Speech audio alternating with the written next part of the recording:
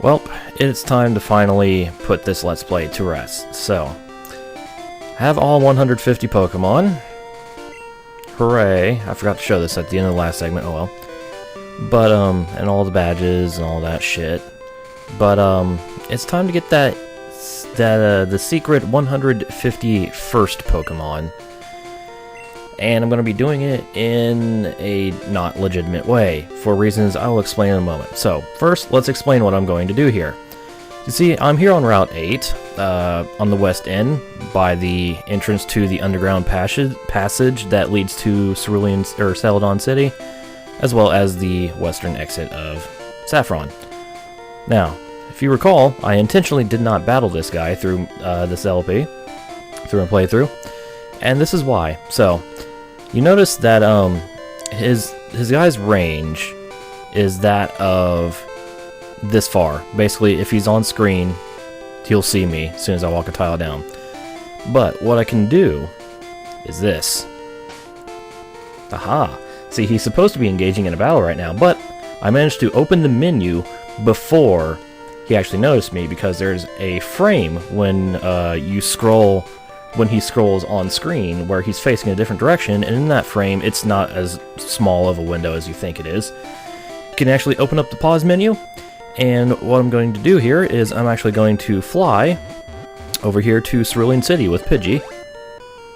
And oh, he notices me, but I'm going to fly. So now, the game is in a slightly confused state. Here I am in Cerulean City.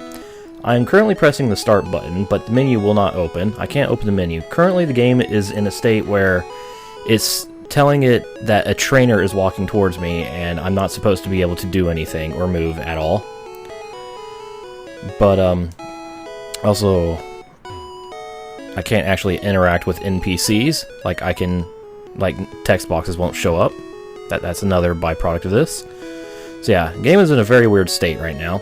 Also, I may have seen on the menu, I've actually brought out the Slowbro from my collection for this, for one specific reason, which I'll get into in a moment. So let's go up here to routes 24 and 25, and if you may recall, there's another trainer that I intentionally did not battle during my playthrough of this.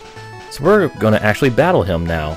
Now, one thing to mention is, if I want this to actually work, I need him to walk up to me.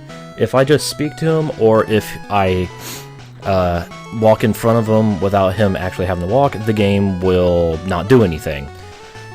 Because the game is in a state of trying to tell a trainer to walk to me. So, in order to complete that, whatever command, I guess, or event that's triggered, I need this trainer to actually walk up to me. So, let's have him walk up to me. Dad took me to a great party on SS Sand at Vermilion City. Congratulations. We're going to battle this youngster here. Now, why this youngster specifically? Well, he has a Slowpoke as his Pokemon, level 17. And it also happens that this Slowpoke here has his special stat number is the exact number that I need to reach the conclusion of this glitch that I'm doing, that I want. This can be done with any trainer.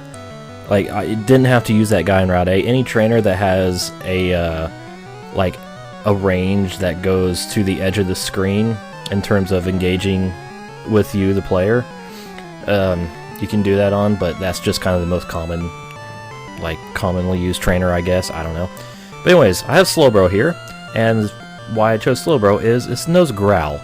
So, what I'm going to do, this is deliberate by the way, I'm intentionally doing this, I'm going to use Growl on the Slowpoke and lower its attack as low as it can go, while Slowbro tanks all these very weak Confusions because of the level difference and also the fact that Slowbro is evolved. Good defenses, yay. Or special, I guess. So, just going to keep lowering his attack, because those are the two very important stats that I can use this Slowpoke for, the special stat and his attack stat. Also, if you want a more in-depth explanation about what the hell is actually going on here, I will try to remember to link a video as a pinned comment to this video, that goes very in-depth about what the hell I'm actually doing right here. So, I'm just going to keep spamming Growl until it doesn't work. Okay, nothing happens, so Slowpoke's attack is as low as it can go. So with that, let's just headbutt it, put it out of its misery. There we go. Oh, and it survived with 1 HP. Of course it would. It's always got to be something. Whatever, it's fine. So there we go. We defeated the youngster. What does he have to say? I'm not mad. Well, good. Glad you're not mad. So now, we defeated the youngster. We have the ability to open our menu again and pretty much do anything. But there's still one thing that the game is trying to, like, do that it currently cannot do. So, what I'm going to do here is I'm going to go to Lavender Town. And what we need to do is basically return to the route in which we started this glitch. In this case, it's Route 8. So I'm going to walk over here to the beginning of Route 8. And as soon as I take a step into Route 8, the menu opens. I did nothing to trigger that. It opened on its own. So I'm going to exit the menu. Suddenly we have a wild battle. Just in plain sight. And here it is. The 151st Pokemon, Mew. You may remember this thing being mentioned in the diary entries at the Cinnabar Mansion Lab, whatever. Yeah. Here it is, Mew. So, before I get into information about Mew, this is basically why I needed the Slowpoke with that specific special stat was because when this glitch activates, the special stat, the hexadecimal number of that special stat determines what Pokemon you see in terms of their hexadecimal number within the game's code.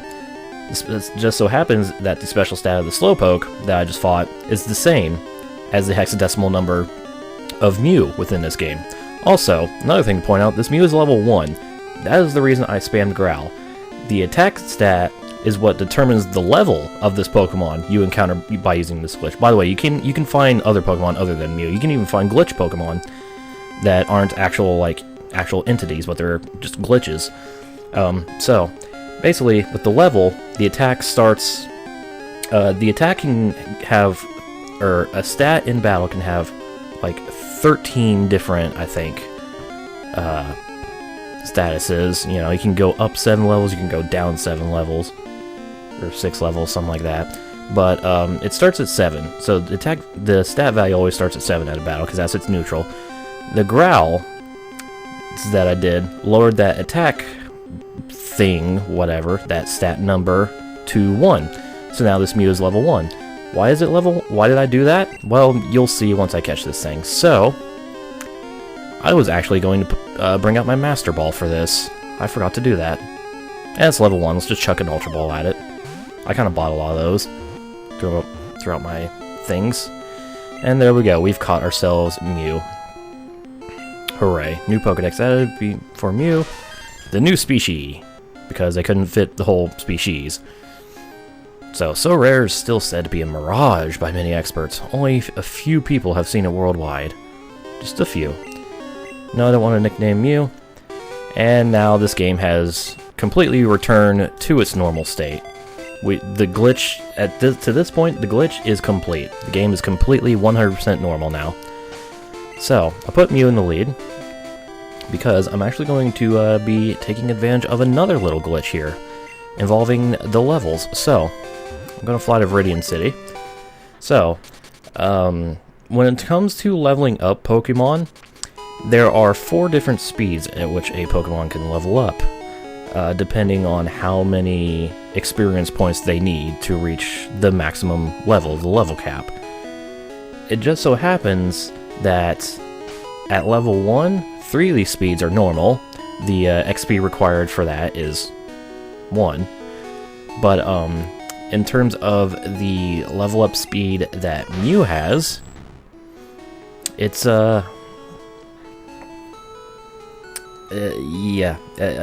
it's at this point, he actually has negative 54 XP because of how the equation works for leveling up Pokemon at the speed that Mew is at, which is why the game thinks he has 777,000 XP. So, what I'm going to do is I'm going to go to Route 1 here. Just battle something real quick. Something simple. A little Rattata, it's fine. And since Mew's level 1, I'm not going to try to actually fight the Rattata with Mew. Instead, what I'm going to do is... Actually, what does Mew know? It knows Pound. And let's see what Mew can do. Why not? It's obviously slower than Rattata. Okay, no. That's... no. Alright, let's just switch to something else. Let's switch to Arrow. Because why not? So, let's just take out the Rattata. Let's just... tug my penis and use Double Edge for no reason. Now, watch this. Mew gained 12 experience points. Only 12. But... Mew's now level 100. So, through gaining 12 experience points, Mew has just reached the level cap of the game. So what happened was, because Mew's XP was at a minimum, or was at a negative number, that actually goes around to one of the highest positive numbers in the game's code. And as long as Mew gains, I think it's less than 54 XP, I believe, in a battle, he'll go to level 100. And this works for any Pokemon that levels up at the same speed as Mew. So, and if you gain anything more than 54 XP, he'd just grow to level 2. And because he skipped straight from level 1 to level 100, well, Mew doesn't know any attacks, or didn't learn any attacks from leveling up, because that's how this game works. It basically skips the levels that it passes. I'm doing a horrible job at explaining this, but yeah, there we go. We have a level 100 Pokemon now, and we have Mew. So, what the hell is Mew? And how is it, like, secret? Well, Mew is what is considered a mythical Pokemon. Mythical Pokemon cannot be caught through normal gameplay, and they are actually distributed through physical events that happen during a game's lifespan. For instance, when Red, Blue, and Yellow were out, there would be events held at certain retail stores. Also, confirmation that's number 151. Hey. So, while I explain this, I'm just going to fly around and see if this changes anything as far as stuff. But, yeah. So, I lost my train of thought, I'm sorry. Oh yeah, Mythical Pokemon, so yeah. There was events at retailers that actually distributed the Mew, in which case they were given special game cartridges that just had a bunch of Mews, and they would trade a Mew to your game. And that's how you would normally get Mew in these games. Obviously, 20 years later, those events don't happen anymore, so this is pretty much the only semi-legit way to get Mew in this game without resorting to any cheating devices like a Game Shark or Action Replay.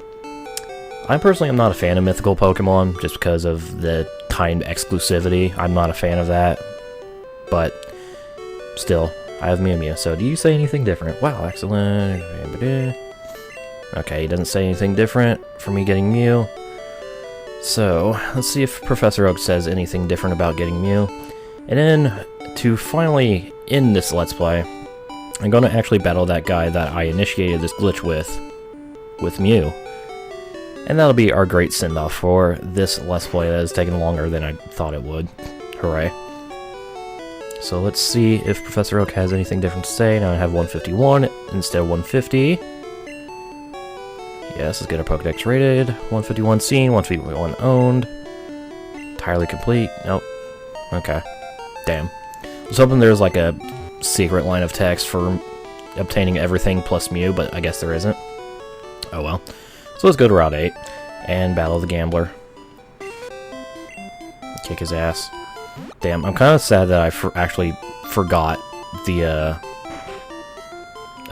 to bring the Master Ball, because that's what I was going to cap this off with, is just catching Mew in the Master Ball, but it went easily in the Ultra Ball, so it's fine, I guess. So anyways, let us just complete our adventure here by battling this dude. How you doing? Alright, let's roll the dice. Alright, let's actually, you know, do stuff with you this time. And like I said, if you want a detailed explanation of that glitch I used to get Mew, I will pin I'll link the video in a pinned comment for this video. So, level 100 Mew versus level 22 Poliwag. Owned. Mew may only know Pound, but Pound is strong enough to pound these guys into submission. Yeah. This guy wasn't that exciting, he's just got Poliwags. He's much more interesting as glitch fodder. Oh, he has a Poliwhirl. Ooh. Still more interesting as glitch fodder. And there we go. We defeated the Gambler, and we have completed the game. Drat came up short. Lady Luck's not with me today. Indeed. So, there we go. That will conclude, finally, this Let's Play of Pokemon Red.